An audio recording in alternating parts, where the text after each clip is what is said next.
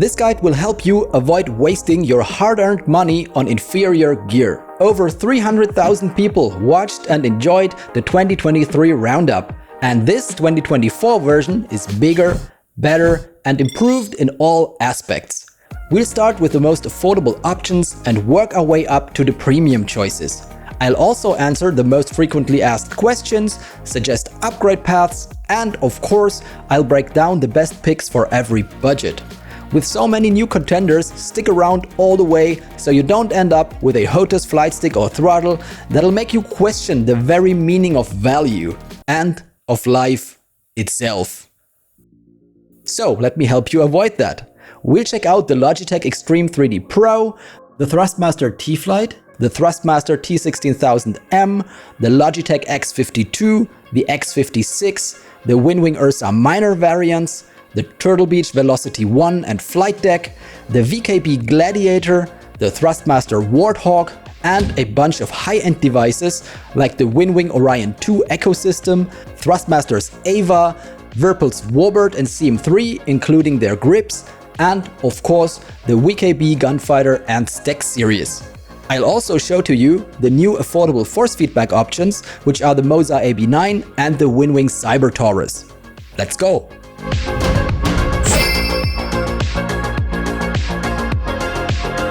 Alright, welcome to the guide. Before we go into the details, there's one crucial thing you need to know before buying any flight stick or Hotas system, no matter how cheap or expensive it is. The most important part of the whole system isn't any button, dial or hat. It's the gimbal. That's the mechanism the stick is mounted on, which picks up your steering motions. It's also the part that usually breaks, along with the twist axis. While buttons are just pressed and switches are flipped, the gimbal is where the strongest forces are concentrated. As you control the plane in stressful situations, the gimbal gets pushed and pulled around. As a result, its build quality is incredibly important. So make sure to pick a stick with a proper one. There are 4 general types of gimbals. Most low-cost devices, and even some expensive ones, use cheap and less precise ball and cup designs. This means a plastic ball moves within a plastic cup, creating a lot of friction. No manufacturer uses high-quality grease, and even if they did, you'd need to re-lubricate it regularly. As a result, the stick will definitely wear out sooner or later. Another major issue with this design is that it tends to create a strong centering force around the middle, which is the opposite of what you want from a flight stick. A more advanced and better option for mounting the stick and picking up its motions is a pincer design gimbal. It uses isolated springs for each axis, which means it moves more smoothly and has to deal with much less friction. Durability also increases dramatically. A premium solution is a cam and spring design, like this WinWing Orion 2 gimbal. It's an all-metal construction with ball bearings, ensuring smooth cam-based motion of the stick. Virpils and most VKB gimbals are built in a similar way, as well as the Thustmaster AVA. Finally, as the tip of the iceberg, there are force feedback gimbals like the MOZA AB9. They use motors to create resistance and simulate real-world forces like turbulence when using a joystick. Sensors track the position of the stick and send this data to the system, allowing the motors to adjust the resistance accordingly. When you let go of the grip, the system's motors apply a force to push it back to the center. For more details, watch the video I made specifically about gimbals. This time for real, it's there, I swear. Link is in the description. And now let's begin with the below €100 range and our first contender. The Logitech Extreme 3D Pro is the cheapest flight stick worth mentioning. Gets the job done, but don't expect more than that. It has been around for like forever.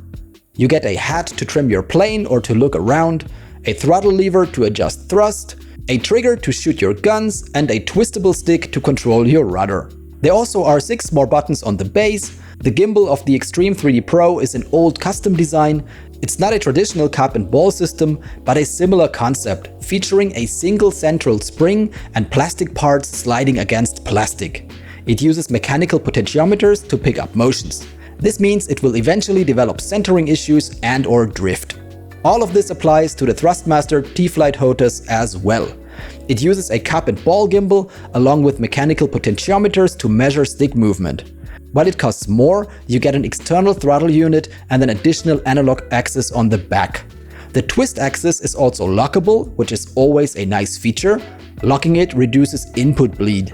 This means that if you use the rockers on your throttle to control the rudder instead of the stick's twist, you won't accidentally pitch or roll your plane while applying yaw. Some variants also are available for consoles if you're not on PC. The cheapest version, the Hotas X, is less precise than the modern variants. From the same brand comes the Thrustmaster T16000m flight stick. It uses the same type of gimbal but has better sensors. The stick is ambidextrous and the buttons on the base are placed accordingly, which means you'll have a hard time reaching half of them depending on the hand you use. You get a 4-way hat on the grip, 3 buttons and a trigger. There also is a throttle slider. Good news about the stick is that it utilizes Hall sensors on the main axis. They are contactless and won't wear out like potentiometers. Its twist function though still uses a potentiometer and is prone to breaking, so keep that in mind and twist gently. You also can't lock it. Otherwise, the stick is quite durable considering its feature set and price point. The civil aviation variants also use the same internals. And while we're at it, for just €60 you can get the Ursa Minor airline joystick. A solidly built, well-rounded stick featuring a glass fiber reinforced pincer gimbal that's unheard of at this price point. You'll see how that's possible in a few minutes. It's the most affordable stick here with this level of gimbal quality, offering smoother, more precise control than anything else in its range, even outperforming some sticks priced over €200. The base includes 14 symmetrically arranged buttons, a potentiometer-based throttle slider, and non-RGB lighting. On the grip, there's a button, a trigger, and a hat hidden under a magnetic cover. It's available in both right and left-hand versions. All Ursa Minors also feature integrated clutches that, if tightened, prevent centering and keep the grip stationary, which is awesome for flying helicopters, for example. Now we're in the price range between €100 and €200. We've got a new, super interesting contender in this category. But let's start with the T16000m FCS. While the T16000m stick is solid, the real reason to buy this kit is the throttle unit. It uses a sliding design, and while it performs well, you might need to grease it from time to time. On the back of the grip, there's an analog rocker for rudder control, which is super practical and eliminates axis bleed. You'll also find an analog stick for lateral thrust or slew control, along with a rotary dial. Plus, the T16000 throttle is highly moddable. Using better greases like Neogel 767A or 774VH makes it move a lot smoother. And there are great mods available, including slider and detent upgrades from several sources. Then there's the VelocityOne from TurtleBeach. It has some unique features in store. Let's start with the positives. You get the following: 10 buttons, 2 throttle axes, an 8-way hat, an analog mini stick, a trackpad, a clickable scroll wheel, an adjustable palm rest, twisty stick, ambidextrous design. There also is a headphone jack, and it's Xbox compatible. The materials used are also better than those of most sticks found within the sub €100 range. Unfortunately, the wheel on the stick's base can't be mapped independently and only controls the setup menu. It's generally a decent stick, but the downside is the gimbal. It's another ball and cup design, though it does use Hall sensors like the T16000. The centering is very stiff, so you'll need to either mount the stick or support it with your other hand to prevent it from tipping over during a sudden maneuver. The trackpad is unreliable at best, so I wouldn't factor it into your decision. An even more serious problem the VelocityOne faces is our next contender: the WinWing Ursa Minor fighter stick. It comes with the same quality gimbal as the Airliner variant. The front of the grip features a 2-way rapid-fire trigger, a dual-stage trigger, a 4-way hat switch, and a pinky button. While on the back are 3 hats, 3 buttons, and a pushable analog mini stick. Ergonomics are generally excellent, though it lacks an adjustable palm rest.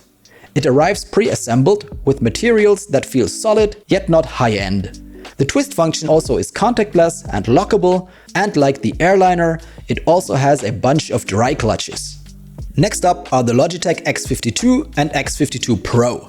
Both feature a dual stage trigger, 3 8-way heads, 2 rotaries, 1 slider, a lockable twist, and a small mouse track stick on the throttle unit. At the top of each stick is a rotating switch for remapping buttons across 3 modes. The Pro version stands out with improved build quality, including metal parts like the gimbal connector, better Hall sensors, and stiffer centering. It also has a heavier base compared to the non-Pro version. On the downside, neither includes an analog mini stick. And no, stop typing the comment, the mouse track stick is not comparable to a dedicated mini stick. Its gimbal is a hybrid design, reminiscent of a pincer setup, but lacks independent springs. It uses Hall sensors on the main axis and a center spring. All rotaries, sliders, and the twist function use lower-end mechanical potentiometers, which will wear out over time, leading to tracking issues and centering problems. Our last contender in the €200 range is the VKB Gladiator NXT Evo Space Combat Edition in the standard version. Let's start with the base. All axes feature ball bearings and clutches, providing smoother movement and centering than any device we've discussed so far, except the Ursa Minor, which isn't a surprise as it essentially copies the gimbal design of the Gladiator. VKB Stick was the first to feature this specific, exceptional, low-cost, high-quality, glass fiber reinforced pincer gimbal. The Gladiator comes with 3 spring types: soft, intermediate, and strong. The base also includes 3 buttons, a throttle wheel, a scroll encoder, and an auto-centering 3-position switch. The steel base plate adds significant weight for better stability, and there are plenty of 3D printable assets available, such as a base plate for direct access to the springs and clutches. The stick itself features 3 4-way heads, a dual-action trigger, additional buttons, and interchangeable palm rests. The molding and materials are top-notch with no creaking, giving it a solid, high-quality feel. Most axes, including the twist axis, use contactless Hall sensors, eliminating drift and centering issues. The mini stick and the throttle wheel are the exception.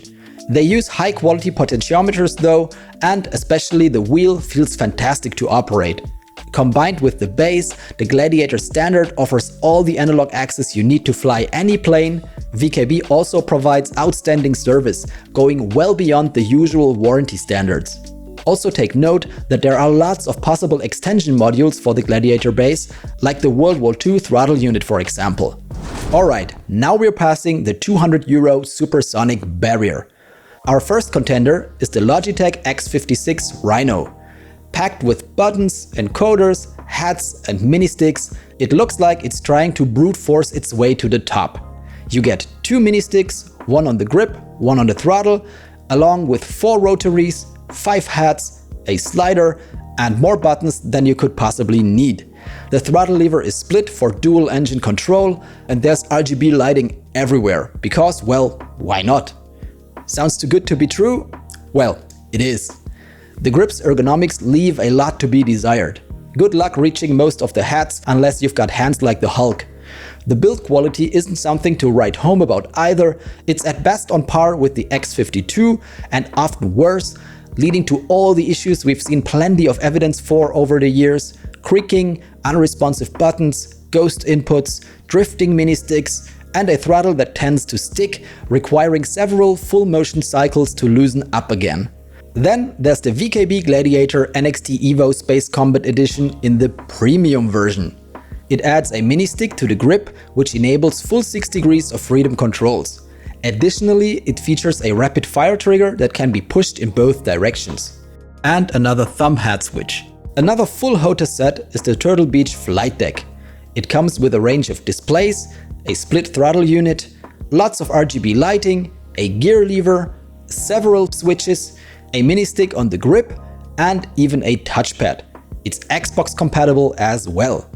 The design is sharp and the grip material is decent, but that's where the positives end. At €400, TurtleBeach opted for a cup and ball gimbal, which is utterly out of place for the price. Add in wobbly switches and overall shoddy quality and it's a hard pass. If you want the full picture, check out my review video for more details. Next up is the Thrustmaster Warthog Hotas system. This full metal replica of the original aircraft stick and throttle is a classic. The grip doesn't twist, but it does have 3 heads and a lever that functions as another button. The throttle unit is also all metal with dual engine controls, an analog mini stick since the 2021 version, switches, buttons, and on the older version a track stick replaces the mini stick.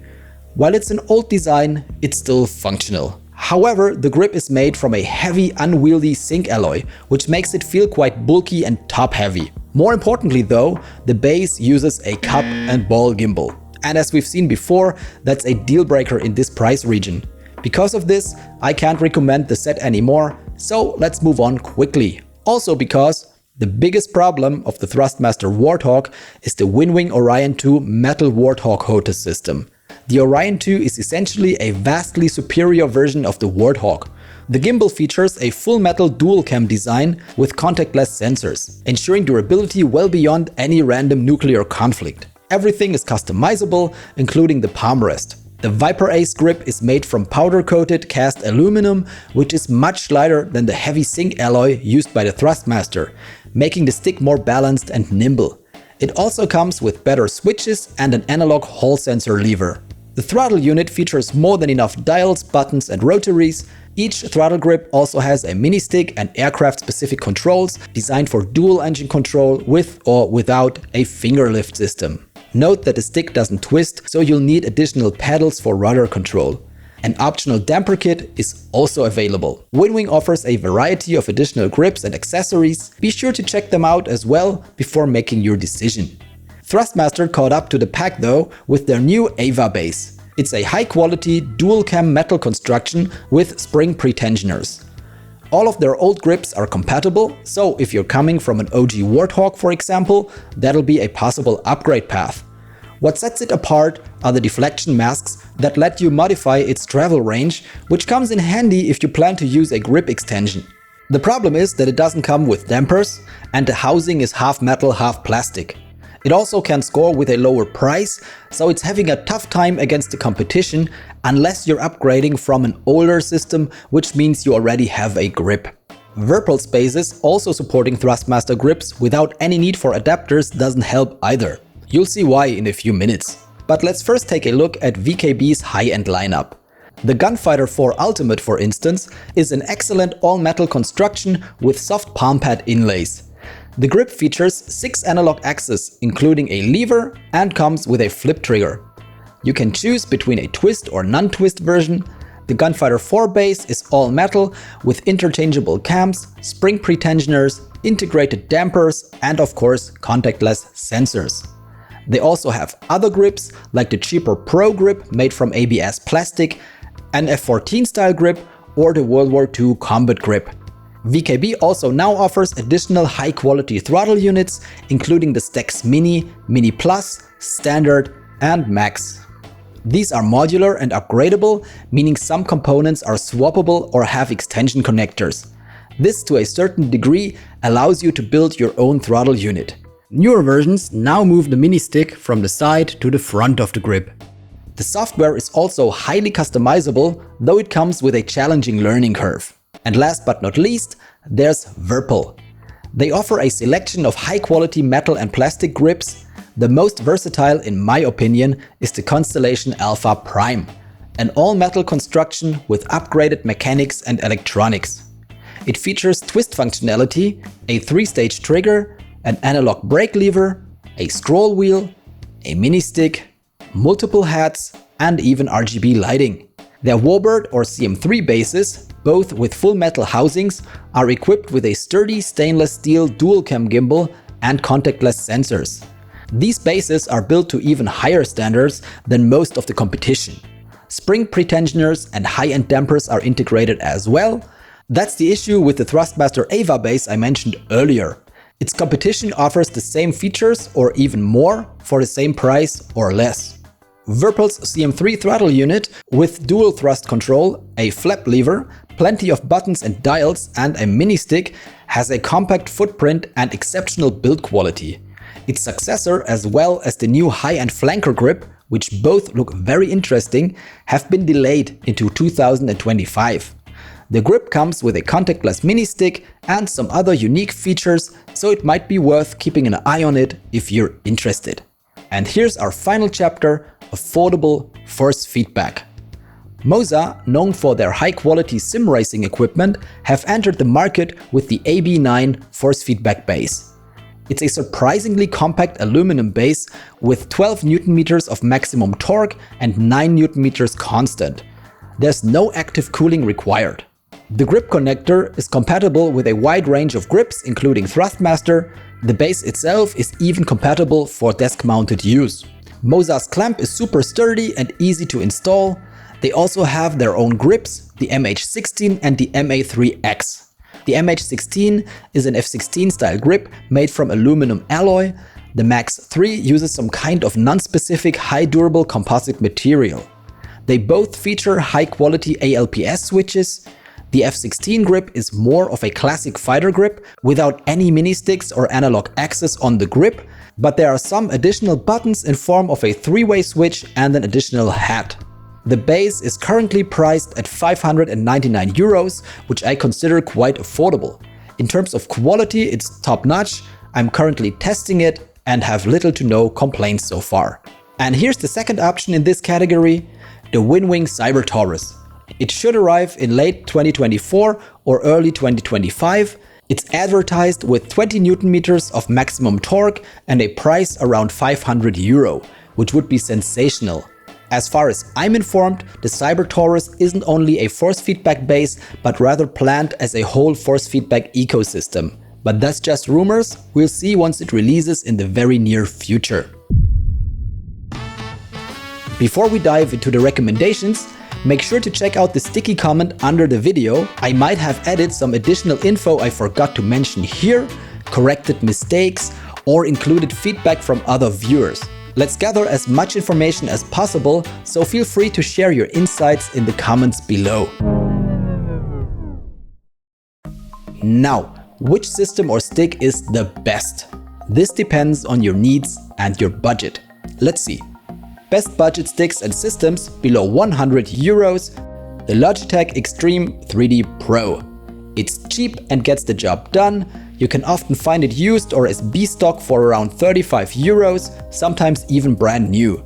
I wouldn't recommend spending more if you're just testing the waters with flight or space simulations and aren't sure if you'll stick with the hobby.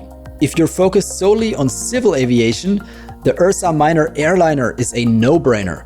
For those who don't mind the business ethics side of its copied gimbal, this stick punches well above its weight.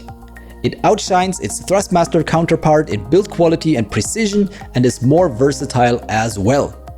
The best budget all-rounder: T16000m TWCS Hotas. Yes, the gimbal isn't the best and the twist axis breaks easily, but the throttle unit is great and the versatility is insane for just over 100 euro. Especially if compared to the X52, which is more expensive, lacks the mini stick and analog rocker, and doesn't offer better construction quality. You could start with this set and replace the stick if it breaks with a better one, since the throttle unit is quite good considering its price. Which brings me to the next recommendation. Best value base to build upon: the WinWing Ursa Minor Fighter Stick. For at the moment just 105 euros, it blows everything else out of the water. The gimbal is great, while the rest is decent in a good way. You get decent switches, decent materials, decent anti-slip pads, decent electronics, and a decent software. It includes everything needed to completely control a plane, not perfect, but perfectly decent. Now, for double the money, you could get the best long-term base to build upon. The VKB Gladiator NXT Evo Premium still stands as the best solid choice if you're looking to start with something affordable that you can build on. Just above 200 euros, it offers flexibility and quality in one package. The Ursa Minor directly copied the gimbal design from this stick, but the Gladiator does everything beyond that better. Higher quality materials, much better hat switches, an adjustable palm rest, and a better set of controls on its base. It's true, you won't have a dedicated throttle, but everything you need to comfortably fly anything from a biplane to a spaceship is already on the stick and base. If I had around 200 euros to spend, this would be my starting point. And I'd add a quality throttle later. The X56 Rhino costs about the same, but the reliability just isn't there. Sure, sometimes you'll get a unit that works decently for years with just a bit of stiction here and ghost inputs there, but usually you don't. Also keep VKB's legendary service in mind when making your choice. But now, let's move on to the best mid-range full Hotas system.